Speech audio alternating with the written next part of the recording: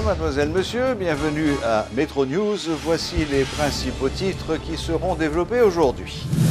Le marché binational de Pedernales a été rouvert vendredi dernier suite à des négociations entre les autorités haïtiennes et dominicaines. Haïti a pris part à la 63e réunion statutaire de la Commission des Amériques de l'Organisation mondiale du tourisme qui s'est tenue au Paraguay les 12 et 13 avril dernier. Cette réunion visait entre autres à présenter différents rapports sur la situation et l'évolution du tourisme dans la région.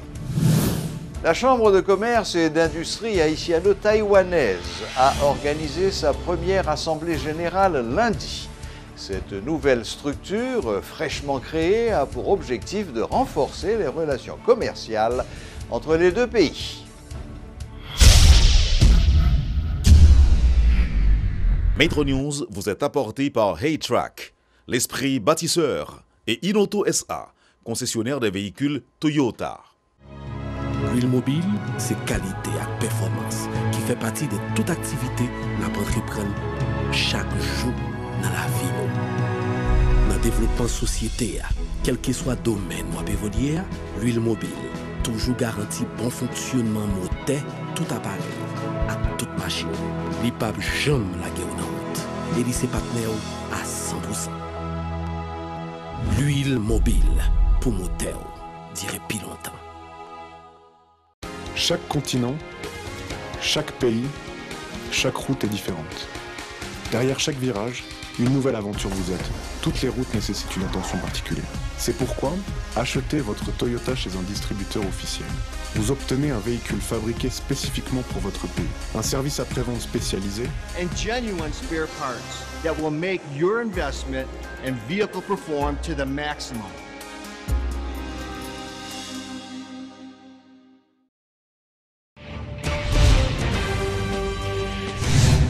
Une vive tension a régné ce mardi au niveau du portail Léogane et du Bicentenaire. Selon des témoins, des gangs rivaux se sont affrontés pour le contrôle de ces territoires. Des tirs nourris ont été entendus, ce qui a créé un vent de panique dans tout le secteur. Un véhicule de la police aurait été pris pour cible. Depuis plusieurs jours, une psychose de peur a été constatée chez les résidents des bidonvilles de Cité Plus et Village de Dieu à Martissan, au sud de Port-au-Prince, confrontés à la violence des groupes armés. De nombreux citoyens ont fui ces quartiers au cours des dernières semaines, craignant d'être les victimes de la guerre entre les gangs. D'autres ont décidé de rester sur place parce qu'ils n'ont pas le choix. L'ancien directeur général de la police nationale, Mario Andressol, déplore l'absence d'une politique publique de sécurité dans le pays qui impliquerait tous les secteurs concernés dans la pacification des zones de non-droit. Faute d'une telle politique, les efforts de l'État dans ce domaine sont vains et toute déclaration sur la sécurité repose sur une vision tronquée de la réalité, explique l'ancien commissaire Andressol, qui était l'invité de la rubrique Le Point ce mardi. Donc en général, l'insécurité, c'est un ensemble de faits sociaux qui sont censés menacer une communauté, en général. Donc, l'idée désigne comme insécurité, tout, non seulement phénomènes mafieux ou illicites, mais tout des phénomènes environnementaux et des phénomènes de civilisation et des incidents environnementaux qui, justement, mettez en danger vie, intégrité, vie, bien citoyen dans la communauté. Donc, l'insécurité est beaucoup plus large que la criminalité lui-même, qui c'est transgression normes juridiques, comme si par des individus, non au système social donné. Donc, il faut que nous fassions différence. Il n'y a pas d'insécurité en général. Et le Kadouli, Haïti, ils ont un état d'insécurité permanente, et ceci depuis longtemps. C'est pas pour nous qui date aujourd'hui. Et c'est ça qui fait pas comprendre tous les fois. Il y a des déclaration, monsieur. C'est comme si nous sommes concernés par rapport à ce qu'on a fait, et pas fait. Donc c'est des débat hérité. Donc si nous héritons, il faut que nous poser des problèmes. Nous sommes obligés à essayer de gagner un langage politiquement correct pour nous faire comprendre que tout va marcher, tout va bien dans la marquise. C'est que si ça n'est pas bon, on nous pose des problèmes. Si ce n'est pas bon, comment nous entendons solution. Et à chaque fois nous parlons, nous avons essayé rassurant pendant que le problème n'a existé. Donc, il vient créer l'autre perception et il vient montrer tout comme si nous n'avons pas aucun nous voulons faire, puisque le discours, c'est comme si tout le gérer passage, l'un là, mais ça fait, alors que, au fond, pour la structure qui a pour tabac à l'insécurité, nous ne pas attaquer. Nous sommes dans le même schéma, donc dans le même schéma, nous avons même réponse. Nous avons même réponse et ça va marcher bien. Ou bien nous avons des réponses qui sont temporaires, il n'y a aucune disposition temporaire qui ne peut pas résoudre le problème vrai. Donc justement, ça laisse à c'est dans le plus haut niveau l'État pour poser le problème. Parce que il y a une absence de politique publique de sécurité. Nous ne pouvons pas jamais ça. Nous tellement dans tout l'autre domaine nous avons des politiques gouvernementales, nous avons des politiques publiques. Donc pas de politique publique de sécurité et le sakounia dans la politique publique de sécurité on pourra mettre tout en synergie la police avec la justice parce que la justice a un rôle partout pour jouer dans l'affaire insécurité. La dédollarisation de l'économie haïtienne favorisera la lutte contre la contrebande dans le pays. C'est l'avis du président de l'Association des industries d'Haïti, Georges Sassine. Cependant, l'homme d'affaires craint de possibles impacts négatifs de ce processus sur la production nationale. Georges Sassine réagissait ainsi en marge de la première assemblée générale de la Chambre de commerce et d'industrie haïtiano-taïwanaise qui s'est tenue le lundi 16 avril. Chaque industrie a une façon de parler qui pour lui, par exemple, les gens qui vendent auto, c'est $1 l'acheter auto. Donc, qui j'en a vendu auto en good? D'accord, il n'y a pas de problème, nous vendons auto en good. Mais auto, il vend sous 36 mois. Qui ça qui dit nous combien de good là vaut dans 36 mois? Ouais, donc il faut travailler sur ça. Même gens avec commerçants qui vendent du riz, farine, ils vendent à crédit, sur 2 mois, 3 mois. Ils vendent un sac farine aujourd'hui. Mais dans 3 mois pour acheter notre sac farine, combien vous pouvez remettre les sous-sortes acheter là? Donc ça encore, alors c'est ça les formulaires d'application. OK? Moi d'accord, nous tous nous d'accord que tout côté où aller, l'argent nous lire les gouttes, drapeau nous en bleu et rouge, il pas gain étoile sous lui. Donc il faut que tout magasin mette prix en goutte pour même ou connaît qu'il soit payé surtout que même ou toucher en goutte. Donc on pas capable toucher en goutte et pour acheter $1. Donc c'est très bien ça à faire. Nous d'accord. Mais encore une fois, nous travaillons avec le gouvernement, avec la Banque centrale pour mettre ça, nous l'ordre, gens pour le faire là. Et d'accord, tout y a travaillé avec nous, il n'y a pas de problème. Nous ne pouvons pas gommer à personne là. Chaque secteur a des particularités différentes. Donc il faut que vous fassiez des bagailles qui sont capables et gagnantes pour tout le monde, pour l'État et puis pour le monde ça y tout. Faut nous commencer à réfléchir que faut tout le temps faut gagner, faut me gagner. Faut pas ou perdu que me perdu. Ou pas gagner tout, pas gagner tout. Donc c'est ça le win-win. Gagnant. Donc c'est comme ça pour nous commencer à aider l'autre que pour nous marcher ensemble, que vous faites d'une façon logique. La Chambre de commerce et d'industrie haïtiano-taïwanaise a organisé sa première assemblée générale ce lundi. Objectif, rencontrer les membres et discuter des projets à réaliser au cours des années à venir. Une activité qui entre dans le cadre du renforcement des relations entre les deux pays. Suivez ce reportage de Sheila Louis-Joseph et Léel Paul.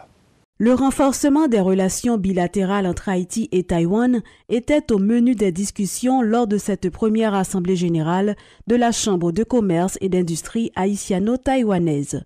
C'est d'ailleurs dans ce but que cette structure a été mise en place il y a 4 mois pour faciliter les échanges commerciaux entre les deux pays. Jusqu'ici, la coopération haïtiano-taïwanaise fonctionne bien, reconnaît le président de la CCIHT. D'où la nécessité de la renforcer, explique Gilbert Hippolyte.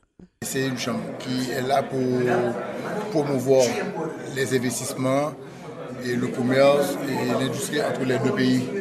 Donc ça devrait apporter des fruits à Haïti, vu que Taïwan a une très grande connaissance en matière de production de différents produits. Donc je pense que jumeler les deux pays, ça va aider Haïti. Jusque-là, Haïti a toujours bénéficié de ce partenariat avec Taïwan, que ce soit en matière d'infrastructure, d'agriculture, de santé, pour ne citer que ces secteurs. Une coopération qui date de 62 ans il est important de poursuivre sur cette même lancée pour le bien du pays, estime Georges Sassine, vice-président de la Chambre de commerce et d'industrie haïtiano-taïwanaise. Surtout que nous avons plein de jeunes qui à Taïwan, qui ont un gros diplôme, qui parlent chinois.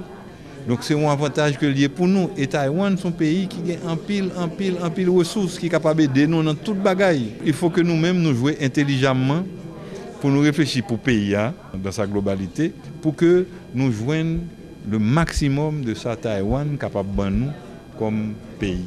De son côté, l'ambassadeur taïwanais accrédité en Haïti salue l'organisation de cette assemblée générale au cours de laquelle les discussions ont porté sur les différents projets à réaliser durant les prochaines années. Pour Cheng Hao-Hu, c'est un grand pas qui a été franchi dans le cadre des échanges économiques et commerciaux entre les hommes d'affaires des deux pays. Le diplomate réitère son engagement à continuer à travailler en vue de resserrer ces liens. Je pense que c'est la tendance de relations entre nos deux pays. On ne peut pas limiter à la coopération gouvernementale. Il faut aussi renforcer les échanges culturels, économiques, commerciaux.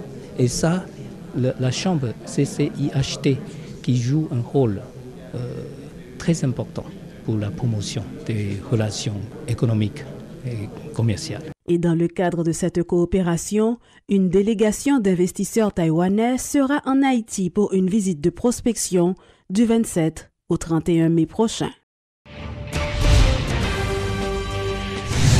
Le marché binational de Pedernales a rouvert vendredi dernier suite à des négociations entre les responsables des deux pays. Selon notre correspondant permanent en République dominicaine, Jean-Michel Carrois, l'affluence était très faible. Il a révélé par ailleurs que beaucoup d'Haïtiens résidant dans la ville dominicaine qui avaient quitté leur maison suite à la situation de tension qui a régné dans la zone au mois de mars ne sont toujours pas retournés chez eux. La dernière enquête statistique sur la population immigrée en République dominicaine montre que 997 825 personnes, c'est-à-dire presque 500 000 nés en Haïti, résident sur le territoire dominicain. Elle représente 87% du total des émigrés présents sur le territoire de la République voisine. Ce chiffre ne présente pas une forte augmentation par rapport à la dernière enquête d'il y a 5 ans. La ministre du Tourisme, Mme Jessie Menos, a pris part en tant que vice-présidente de la Commission des Amériques de l'Organisation mondiale du tourisme à Asunción, au Paraguay, à la 63e réunion de la dite commission sur le thème « La mise en capacité des femmes dans le secteur touristique ». Cette réunion visait entre autres à présenter différents rapports sur la situation et l'évolution du tourisme dans la région, sur le trafic humain, l'exploitation sexuelle des jeunes dans le secteur, la présentation de la nouvelle direction de l'organisme qui sera en charge de la section. Enfin, le Guatemala a été choisi par acclamation pour être le pays hôte de la 64e réunion. Notons que la vice-présidence de la Commission des Amériques de l'OMT a été attribuée à Haïti lors de la dernière Assemblée générale tenue en Chine en septembre dernier. Le directeur général du Théâtre national, Yves Penel, annonce la tenue d'un programme culturel du 28 au 30 avril prochain à l'occasion de la Semaine de la danse.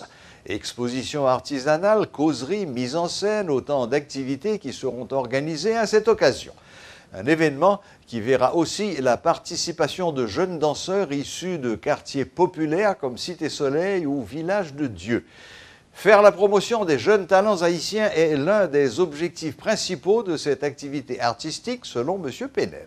Du 27 au 29, nous avons plusieurs activités, nous mettons sous pied. Par exemple, 27 avril, bien entendu, au 29 avril, nous avons plusieurs activités. Le spectacle s'appelle Création. C'est-à-dire que, mais du 27 là, ce n'est pas seulement création qu'a joué. Nous gagnons animation musicale, nous gagnons exposition, nous gagnons causerie, nous gagnons formation qu'a bail, nous gagnons démonstration qu'a fait dans la cour là. Eh bien, nous attendons tout le monde du Alors, du 27 au 30, ici, là, dans la côté nationale, là, nous attendons tout le monde pour spectacle ça. Que ni danseurs, tout danseurs qui besoin venir fêter, toute troupe de danse qui besoin venir ici là et n'attend public là. Gros public là en général n'attend comme yo habitué venir ici n'attend ici là du 28 alors du 27 au 30.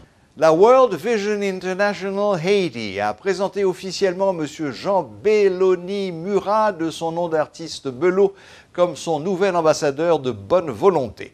Selon les responsables de cette ONG, l'artiste Bello, connu pour son engagement social, supporte depuis quelque temps les causes de la World Vision en faveur du bien-être de l'enfance en Haïti. Lors de cette présentation, il y a eu également la projection d'une vidéo réalisée par l'artiste pour faire la promotion des règles d'hygiène dans le pays, dans le cadre de la campagne d'assainissement lancée depuis environ 2 ans par l'organisation. Son réalité qui n'est pas trop loin, comme si c'est dommage que la campagne ça pour couvrir tout le pays, mais ou aller là, quoi des bouquets, ou bien de familles qui parlent de latrine la caillou.